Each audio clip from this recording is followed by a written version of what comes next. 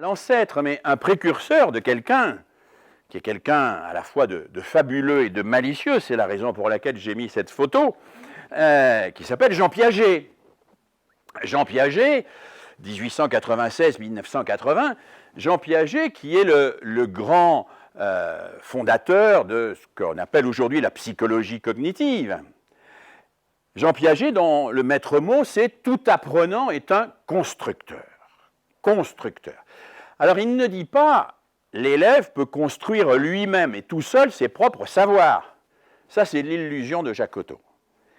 Mais il dit « c'est parce que le maître va donner à l'élève les outils dans des situations déterminées pour qu'il s'approprie ses savoirs que l'élève va se les approprier vraiment, c'est-à-dire va faire le chemin vers les savoirs, c'est-à-dire va entrer complètement dans les savoirs.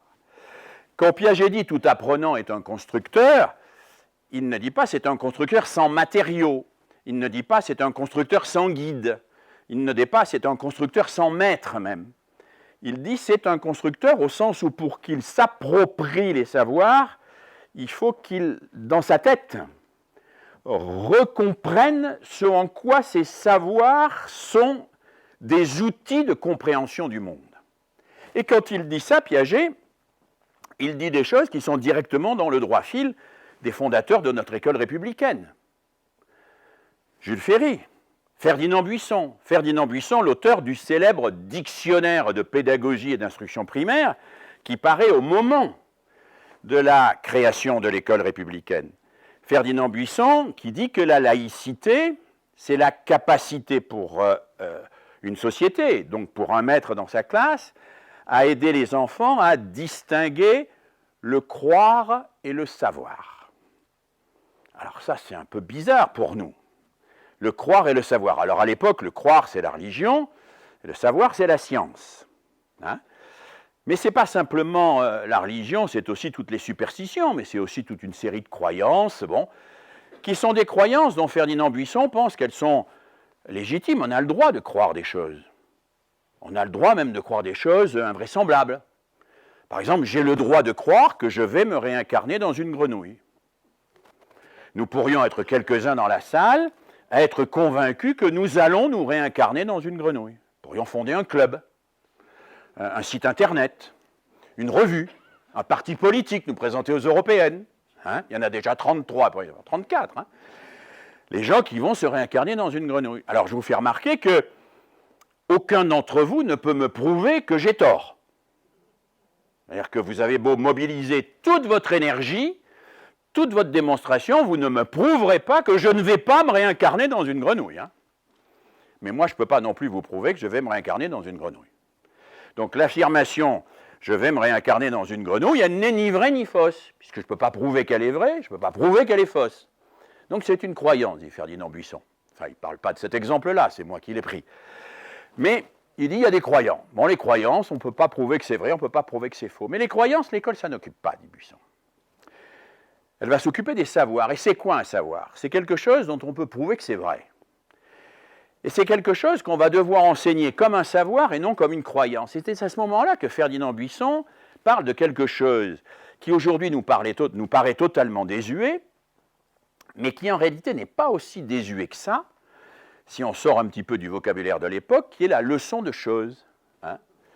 Ferdinand Buisson dit dans un des articles du dictionnaire de pédagogie, si le maître amène dans la classe une balance Roberval, c'est la balance avec les poids, hein, ou un faisan empaillé, ça n'est pas pour amuser les élèves. C'est pour que les élèves n'aient pas à le croire sur parole. C'est parce que la classe n'est pas le lieu de la croyance, où on demande aux élèves de croire ce que croit le maître, c'est le lieu du savoir, où les élèves vont comprendre ce que le maître explique, ce qui n'a rien à voir. Je ne demande pas aux élèves de se soumettre à mes croyances, je lui demande de comprendre ce que je lui explique. Et c'est parce qu'il comprend ce que je fais avec lui, ce que je lui explique, parce qu'il a cette démarche dans le savoir, eh bien qu'il se libère d'un certain nombre de préjugés, de représentations, qu'il fait émerger sa propre liberté. Et ça, c'est quelque chose de très fort. C'est quelque chose de très fort et c'est quelque chose qui va travailler toute l'histoire de la pédagogie qu'on retrouve chez Piaget, qu'on retrouve chez Freinet, qu'on retrouve chez la quasi-totalité des pédagogues qui ont compris à quel point il était essentiel et important que la transmission soit aussi, alors comment dit-on, je cherche le mot et il m'échappe, on a toujours des mots qui nous échappent comme ça, quand on mange quelque chose et qu'on le transforme, un métabolisme. Hein? Un métabolisme, quand on métabolise les choses. C'est Albert Jacquard, dont j'ai été le compagnon quelque temps et qui est quelqu'un qui m'a beaucoup appris, qui disait quand le lapin mange de la luzerne fait du lapin. On est d'accord? Bon. Eh bien, c'est pareil pour les apprentissages. Quand le petit Jean apprend les maths, eh bien, les maths, ça enrichit le petit Jean. C'est le petit Jean qui fait des maths. C'est pas Jean plus les maths. C'est Jean qui sait les maths. Et Jean qui sait les maths, c'est déjà un autre petit Jean. C'est quelqu'un qui sait approprier le savoir. Il y a eu un métabolisme, une transformation de ce savoir, parce que le savoir est devenu de la personne, d'une certaine manière.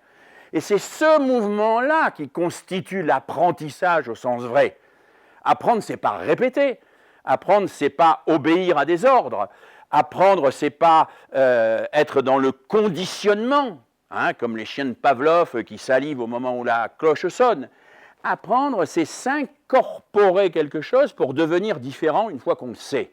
C'est s'enrichir, s'incorporer, c'est s'enrichir et s'incorporer des savoirs qui fait que je grandis, qui fait que je comprends le monde, qui fait que je peux agir sur le monde, qui fait que je peux agir avec les autres, et qui fait que dans ce monde que je comprends et où je peux agir avec les autres, je ne suis pas un objet, je ne suis pas quelqu'un qui est assujetti, je deviens un sujet libre et un citoyen.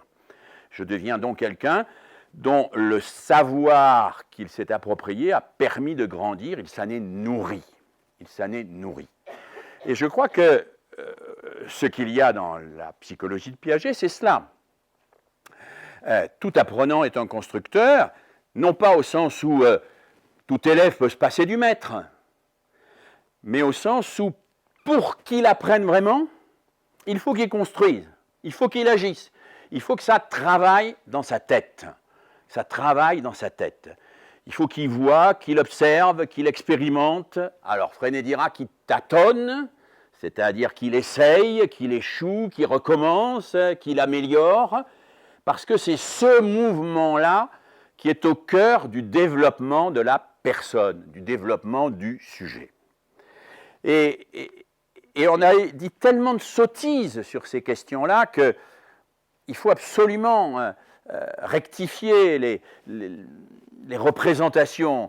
Moi, je me souviens, vous en souvenez sans doute, au moment où dans la loi de 89, dans un rapport annexé d'ailleurs à la loi de 89, on a écrit que l'élève est au centre du système. Un certain nombre m'ont dit, mais attendez, si l'élève est au centre du système, ça veut dire quoi ? Ça veut dire qu'on va se mettre à genoux devant les enfants, on va faire leurs caprices, quand ils ne voudront pas apprendre, ils n'apprendront pas, et puis ils n'ont qu'à demander, on va raboter nos objectifs d'apprentissage pour se caler sur la vulgate commerciale et marchande des feuilletons télévisés. Bon. Et puis, quand on a entendu dire l'élève doit construire son savoir, ouh là là, les gens ont dit, mais ça veut dire que l'élève tout seul, alors on va réunir 3-4 gamins de 12 ans, ils vont retrouver la relativité générale d'Einstein. Personne n'a jamais dit des choses pareilles. Hein. Ce que les pédagogues ont dit, c'est que pour que le savoir soit autre chose qu'une sorte de petite vadémécum qu'on mémorise pour l'examen, pour qu'il m'enrichisse et pour qu'il contribue à me construire, il faut que ce savoir, je sois acteur dedans. C'est-à-dire que je le travaille, comme le potier travaille la terre. Hein. Bon, voilà. Il faut que je travaille ce savoir. Ce savoir, il est un objet de mon travail personnel, de mon travail intellectuel. Et un psychologue comme Piaget, bien évidemment, au cœur de cela, et ce qu'il a montré dans un livre comme Le langage et la pensée chez l'enfant, c'est bien que c'est dans son rapport au monde et dans la manière dont l'enfant travaille avec le monde qu'il construit son intelligence. Alors continuons la promenade. Continuons la promenade. Comment faire pour qu'il construise? Eh bien, il faut organiser. Et là, allons faire un tour du côté des pays de l'Est. Alors faire un tour chez un pédagogue assez exotique pour la plupart d'entre vous, peut-être en avez-vous entendu parler, qui s'appelle Anton Makarenko.